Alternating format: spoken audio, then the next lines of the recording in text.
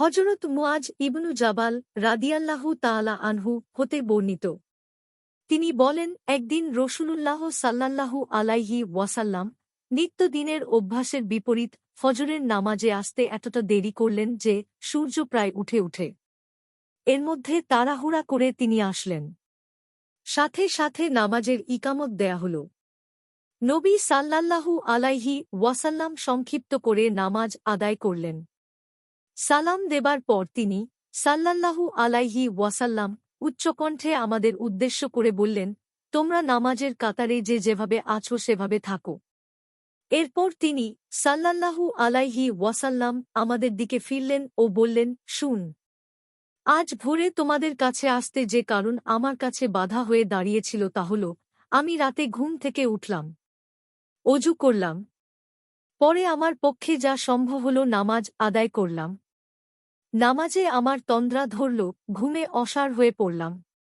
এ সময় দেখি আমি আমার প্রতিপালক তাবারাকা ওয়া তাআলার কাছে উপস্থিত। তিনি খুবই উত্তম অবস্থায় আছেন। তিনি আমাকে ডাকলেন, হে মুহাম্মদ। আমি উত্তর দিলাম, হে আমার রব, আমি উপস্থিত।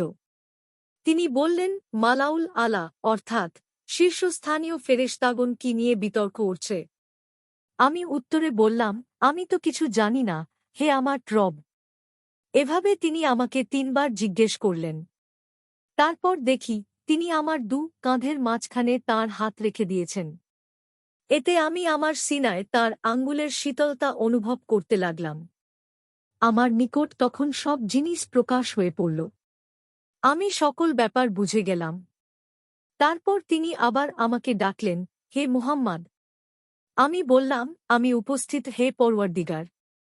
এখন বলো দেখি মালাউল আলা কি নিয়ে তর্ক-বিতর্ক করছে? আমি বললাম, গুনাহ মিটিয়ে দেবার ব্যাপারসমূহ নিয়ে। আল্লাহ তাআলা বললেন, সেসব জিনিস কি?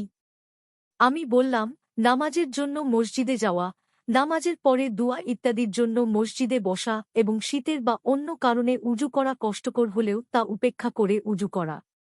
আবার আল্লাহ তাআলা জিজ্ঞেস করলেন, আর কি ব্যাপারে তারা বিতর্ক করছে? আমি বললাম, দারাজাত অর্থাৎ মর্যাদার ব্যাপারে। তিনি বললেন, সে সব কি? আমি বললাম, গরিব মিসকিনদের খাবার দেয়া, ভদ্রভাবে কথা বলা, রাতে মানুষ যখন ঘুমায় সে সময় উঠে তাহাজ্জুদের নামাজ আদায় করা। তারপর আবার আল্লাহ তাআলা বললেন, আচ্ছা ঠিক আছে, এখন তোমার যা চাওয়ার তা নিবেদন করো।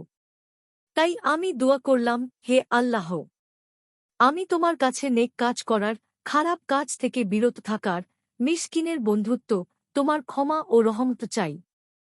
আর যখন তুমি কোনো জাতির মধ্যে গুমরাহি ছড়াতে চাও, তার আগে আমাকে গুমরাহি ছাড়া উঠিয়ে নিও।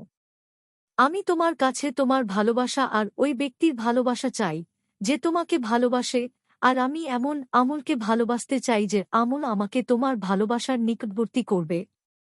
তারপর নবী সাল্লাল্লাহু আলাইহি ওয়াসাল্লাম বললেন, এ স্বপ্ন সোলানা সত্য। তাই তোমরা এ কথা স্মরণ রাখবে আর লোকেদেরকে শিখাবে। তিরমিজি ৩২৩৫, আহমাদ ২২১০৯। মিশকাতুল মাশাবিহ ৭৪৮। হাদিসের মান সহিহ।